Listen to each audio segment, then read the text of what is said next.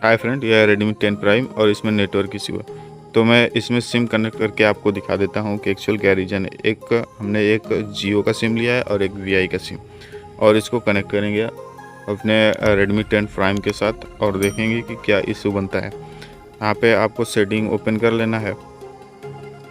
Setting open करने के बाद नेटवर्क सेक्शन में आना है और आप देख सकते हैं जियो और वी का सिम कनेक्ट है। और आप देख सकते हैं रेफर टाइप में जो नेटवर्क टाइप होता है वहाँ पे सिलेक्ट करने के बाद LTE सिलेक्ट करने के बाद कोई नेटवर्क नहीं आ रहा। अब जियो में देख सकते हैं कि वो प्रेफर्ड नेटवर्क टाइप दिख नहीं रहा है, लेकिन यहाँ पे वायर कनेक्ट नहीं है। इसका नेटवर्क एंटीना जो बैक पैनल में दिया रहता है वो कनेक्ट नहीं है। इसको कनेक्ट कर लेंगे। कनेक्ट करने के बाद चेक करेंगे कि क्या हमारा नेटवर्क आता है या नहीं आता है। नहीं आता है तो क्यों नहीं आ रहा है। वापस हमें सिम को कनेक्ट करना है। फिर से वही प्रक्रिया, सेटिंग में जाना है। सिम आप देख सकते हैं जियो वी और प्रेफर्ड नेटवर्क टाइप 3G। फिर से 2G कर लेना है। 2G करने के बाद आप देख सकते हैं कि नेटवर्क आ रहा है और जियो का नेटवर्क नहीं आ रहा है। तो यहाँ पे हमारा इशू ये बनता है कि हमें 4G का नेटवर्क नहीं मिल रहा है, 4G कनेक्टिविटी नहीं मिल रही है और हमारा जो सिम है वो केवल 2G पे वर्क कर रहा है। तो आप जानते ही होंगे कि 2G पर केवल Vi Vodafone other SIM work करता है। जियो 2G पे वर्क नहीं करता है, जियो डायरेक्ट 4G पे वर्क करता है, इसलिए जियो का नेटवर्क इसमें नहीं आ रहा था। तो हम इसको वापस खोल लेंगे। खोलने के बाद एक एक करके चेक करेंगे।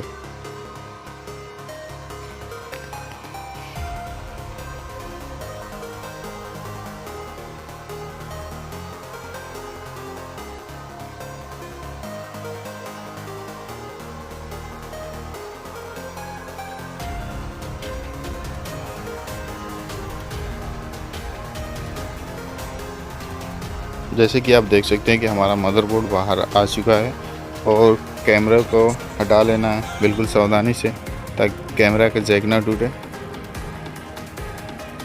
और आप देख सकते हैं यहाँ पे हमारा नेटवर्क और यहाँ पे 4G IC लगी थी। यहाँ पे 2G 3G और एक आपको बेसमेंट के लिए IC मिलेगी और उसके पीछे जो है वहाँ पे 4G IC मिलेगी। तो सबसे पहले हम इसके टीन को हटाएंगे। टीन को हटाते समय आपको बिल्कुल सावधानी बरतनी है कि आपका जो निपर हो वो किसी अदर IC पे ना लगे, ताकि IC आपकी सेफ रहे। यदि निपर आपका अदर IC पे लग जाता है तो IC टूटने की संभावना होती है और शायद आपका जिस सेक्शन पे वर्क कर रहे हैं वो सेक्शन ख़राब हो जाए और ख़राब होने के बाद हो सकता है सेट आपका ऑन भी ना हो। तो आप बिल्कुल सावधानी से इसके टीन को हटाएं।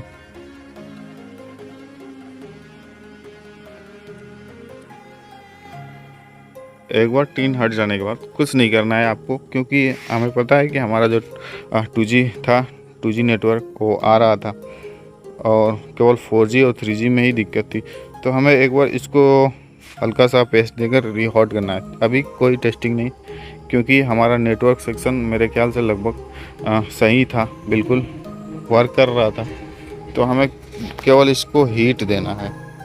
यदि हीट देने के बाद या नेटवर्क सेक्शन वर्क नहीं करता है तब हमें इसके सारे लाइनों को ट्रेस करना है कि कौन सी लाइन कहाँ से बन रही है, कोई भी लाइन मिस तो नहीं है। तो अभी फ़िलहाल के लिए हम इसको रिहॉट करेंगे। यह हमारा 2G PFO और इसको रिहॉट कर लेंगे। रिहॉट करने के बाद ठंडे होने के लिए इसको छोड़ेंगे और इसको अच्छे से क्लीन कर लेंगे।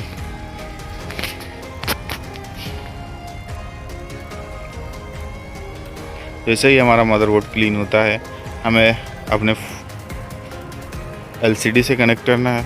LCD से कनेक्ट करके वापस हमें इसको चेक करना है कि क्या हमारा जो समस्या था उसका रिज़ॉल्व हुआ या नहीं हुआ। यदि नहीं होता है तो हम एक बार इसके 4G IC को भी रिहॉट करेंगे, क्योंकि ज़्यादातर जो हमारा समस्या था, मेन समस्या था, वो 4G वर्क नहीं कर रहा था। तो एक बार कनेक्ट करके चेक कर लेते हैं। आपको इसका बैक पैनल लगाना ज़रूरी है, क्योंकि जो बैक पैनल में इसके एंटीना दिया है और एंटीना आपका शॉर्ट नहीं हो तो नेटवर्क आएगा ही नहीं।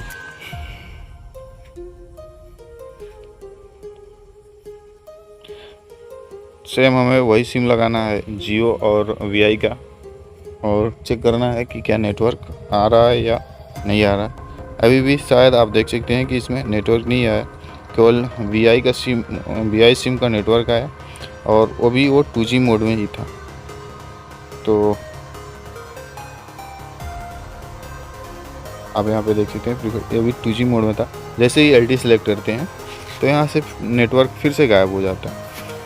तो यानी हमने जो अभी तक किया वो सक्सेस नहीं रहा, इसलिए हम वापस इस बोर्ड को बाहर निकालेंगे।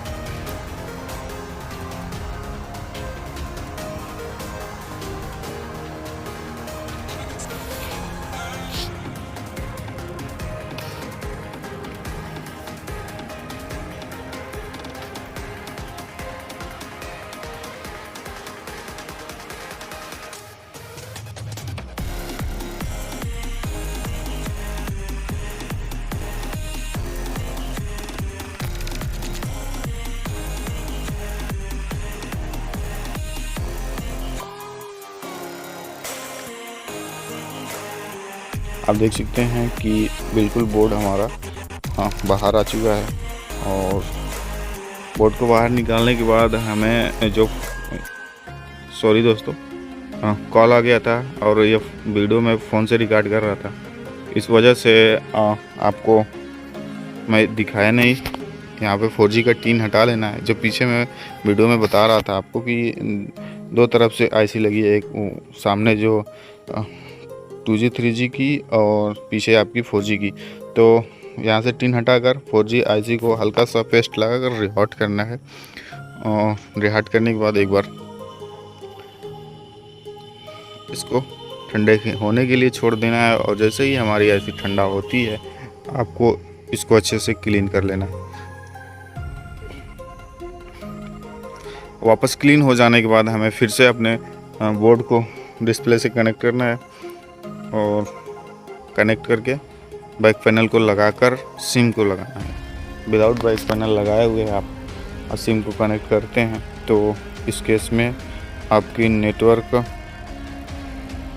कम आने की संभावना बनी रहती है। यदि आपका जियो सिम वर्क कर गया तो नेटवर्क तो आ जाएगा बिना बैक पैनल लगाए हुए भी। यदि जियो का सिम वर्क नहीं किया तो मान के चलिए नेटवर्क आएगा ही नहीं।